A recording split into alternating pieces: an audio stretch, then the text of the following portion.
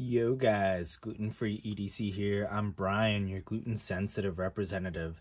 Today I've got an unboxing of another French knife by Stéphane Espi.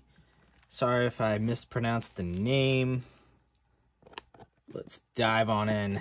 Admittedly, this time I typed the name into Google and said, this is French, tell me how I should pronounce it. So hopefully I got it right. Look at that. All the way from France. Francais. Oh, pretty cool. So, got my box opening knife, courtesy of Knife Ninja EDC. Thank you, Ev. The Petit. Feels right having this one. This is a French design knife by Philippe Georget. Ha-ho. How many times have I said like, ha-ho? Like Santa or something. Ugh. Alright, we got some packaging. Get that on. Got this. Oh, yeah. Oh, baby. So, I've been following this maker for some time. Never pulled the trigger on them to actually get something from them. But this time, I saw it was a first come first serve. It didn't sell at the show that he had earlier this year. So you can see September 10th, 2023. This is number P23, so I guess that's the year, number 5. This is the Scylla or Scylla. I'm not quite certain how to pronounce that one. But you can see this is his cool little logo. It's like a... what I've assumed it is kind of like a workbench type deal. So pretty cool. Oh, and it's got on the other side, so this is the COA. Oh, there's the price. Yeah, I'll just leave it, whatever. So you got N690 steel for the blade, N690 Co. Technically, it's an updated N690, I believe, or N690C. Then you have, this is the sign. The scales are titanium, and the clip is in zircutai. Pretty cool. Made in France. No CNC. Sans, right? Like no. And then, yeah, so cool. Yeah, so completely handmade knife. Dude's been making knives for over 20 years. He's been around a while. So you can see here he's on Instagram, he's on Facebook. Check him out, guys, on Instagram. He's got some really cool liner locks, frame locks. This is a cool case, actually. Look at a nice little bespoke case. It's very, very soft. It's got the little leather there. Fancy. Let's dive on in. Oh, he wraps it in this. So, yeah, case, cool. Got like a little towel, little guy. Cool. Oh, yeah. So, see, front flipper. It's not contoured or anything on the sides. Very, plain looking. It's just some slabs of titanium. And then you have, now we can already make out, right, that, and I forgot it in the previous video, but for this one, they're like kind of like orange peel texture. It's much lighter than you would think. The jimping on this is, oh wow, it's actually pretty sharp. So let's see how he's achieving that. Okay, so he kind of rounds it out and then has it a 90-degree angle as well. So they're separate things. So let's see this cool, whoa, this clip is wild looking. So everything's by hand. Oh man, there's like, you guys seeing that like sparkly stuff in there? You got some hints of blue, black, silver, and then like the titanium silver. Cool. Got these cool markings here. Oh, and yeah, sorry about the thumb, guys. quick tidbit about that, I sliced it open. I use like a safety razor when I shave, and when I was unscrewing the thing, it was covered in alcohol, and I slipped and just went all across it, and it just took a nice little chunk. So I really like these milled lines right here. I think that just adds like just that bit of, you know, cool to the an otherwise fairly neutral and plain looking slab of titanium. So you could see we've got a perfectly centered blade. Really cool how he does this. So it's all flat up here. Then you got swedges along the side. Perfect pop for me. All right, let's see how this goes. So in hand, you know, it's a pretty big handle actually. So, oh, botches it the first time. Oh yeah. Oh my goodness. Oh dude. Yep. Okay, I like the action on it is wildly good. Wow. And like, it's like you barely got to shake it shut. Oh. All right, let's look at this gorgeous, gorgeous blade. So you've got that like orange peel texture. And again, it's so smooth. You can feel it with your nail, but almost can't feel it with my finger. That's how smooth that is, but it looks really cool. You have these gorgeous, are those hand satin in the swedge? That is like a concave. You see that, guys? Like I think that's probably coming through now. It's like concave, these swedges. I've not really seen that. Oh, that is cool. Oh, this is cool. And then you've got a gorgeous hand rub that I'm going to ruin to feel. I believe this is a, I thought it was a hollow grind, but I think it's just a steep flat grind. Yeah. Not the thinnest behind the edge, but thin enough, certainly. Really nice. I love like the sheep's foot kind of blade. So you see this curve right here, then it comes down curved. So perfect for what I use my knives for, which is like opening packages and whatnot. And then you have a fantastic sharpening choil just past that plunge grind. I think that's perfect. Oh yeah. And I love the look of the blade with that. Like, look at that. That's so cool how he did that on the flat. And it really goes like all the way up to like there. Really, really beautiful. Look at that like scalloping on the swedge there. I just want to show that again. That's gorgeous. And then it goes on the other side too. Like I love that. That's really cool. N690 Co. It's more of a budget steel for sure. It's pretty stainless.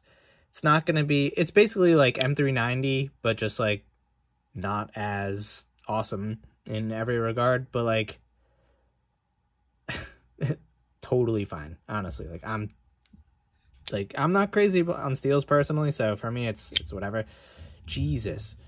This, oh dude, it catches your finger just enough because they're sharp. There's only, you know, those one like 3-ish jumps there, but it's enough. Oh yeah, it kind of hits my hand, so if I hold like too far up, it is gonna like run into me there, right? You see that?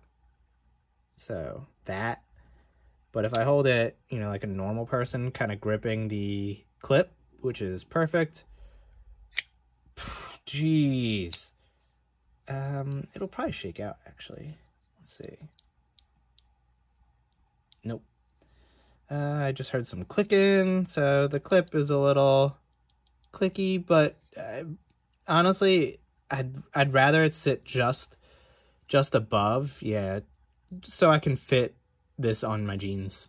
Honestly, it's fall here, it's autumn, so I prefer that.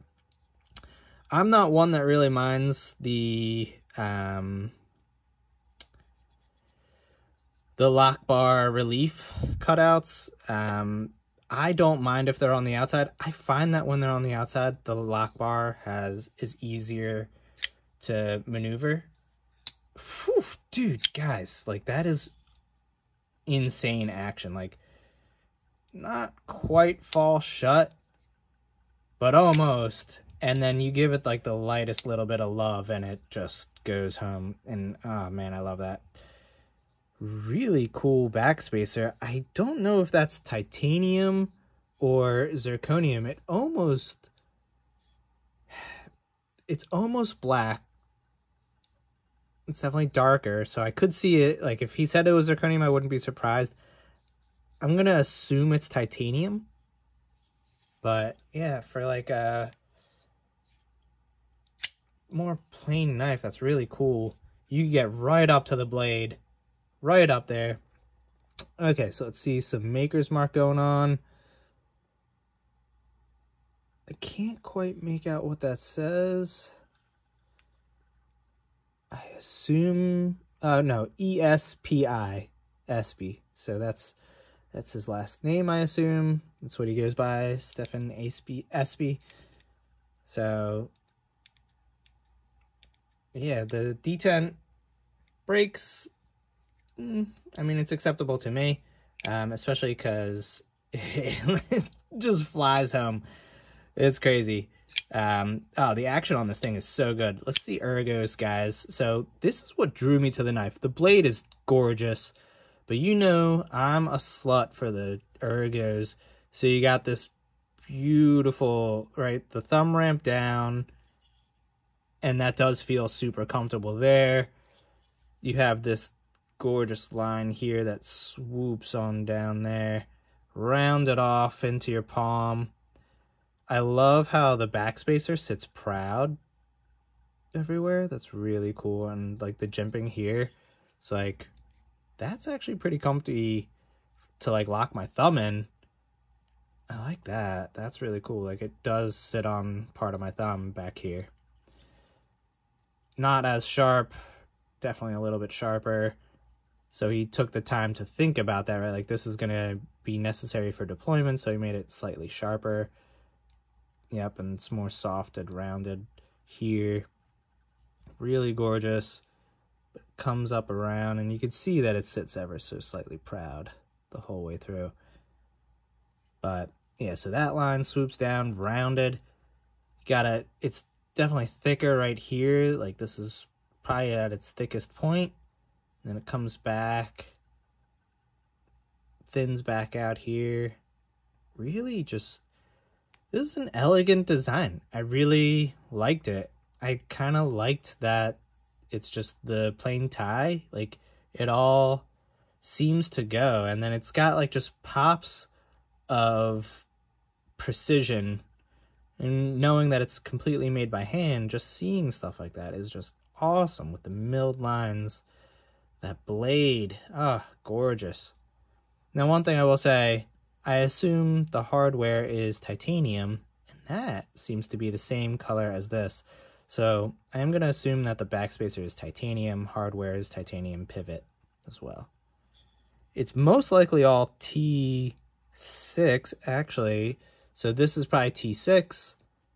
This looks like to be about T9, maybe even T10. I'm not quite certain, but definitely bigger on that one. Maybe T10, yeah. But, yeah, overall, this knife is awesome. You know what? I'm going to throw it in pocket real quick. I just want to see what it's like. I'll let you guys know. So, in pocket is so easy since he has a little bit of space. I might actually tighten it up. So, what's nice about this clip, it's a perfect clip. There's not much surface area that's going to contact the scale. So it's not going to be tough in pocket. Out of pocket, it is slightly rounded, so it's not like a horribly rough edge to get back out. I could see that being an issue, especially if I like lock it all the way down there and bend this all the way back. It's fairly thin, but so cool looking with like the layers of zirconium and titanium. Really neat. So yeah, that's the Scylla or Scylla. Gorgeous knife. I am super happy with this knife. Thank you, sir, for the knife. Lovely doing business with you. I'm glad that I could pick this up. I'm glad that no one else picked it up at the show because I was able to score, bring a knife over from France again. let's show you some quick size comparisons. I'll get that out of there. We don't need that one. Of course, I have to have my other frame lock French knife, a David L'Espect, which is more on the 3 1/4 inch side. So you have lined up, this is about probably about the same size, 3 1/4 inches. I don't know if I have my ruler with me. I lost that recently. So yeah, I think it's, you know, close to 3 1/4 inch. Yeah, I think this is a 3 1/4 inch blade. You can see the handle is just about the same size too. So, and then again, another French knife, this time not a frame lock, but this is a Philippe Georget FIF 20. This is a 3 1/2 inch blade. So it's got that 1/4 inch on her, yep. So really, really cool. This is a crazy lineup of knives, guys, from France. If you're not, oh my god, this is nuts. I know, 16 minutes in and like I'm kind of going a little nuts. This is the first time I'm seeing this, so this is a cool meetup for the knives, you know. I don't know, do you guys have your knives meet up when you first get them in? Or am I the only weirdo? But that was cool to me. Some other knives that are more size comparison friendly. I have the Adzen in, if you're familiar with that. Really cool knife. You can see the blade's a bit longer. Handle's about the same size. The Quiet Carry Waypoint, one of my trusted users, 3 1/4 inch blade. Everything actually looks pretty similar on this size-wise. So if you're familiar with the Quiet Carry Waypoint, that's what we're looking at with this guy. Really, really cool knife, guys. So yeah, again, Stéphane, I am so happy to have this knife, dude. I'm happy with it. It's gorgeous. You do clearly amazing work. I can't wait to carry this thing and cut with it. I'm psyched. Thank you so much. Everyone, for those of you that have stuck around all 17.5 minutes, you know, go ahead and comment, I'm a crazy person, down in the comments, and I'll get back to you. You know, the crazier, the better. So thank you guys so much for sticking around. Thank you for the support. I will catch you guys around. Take care.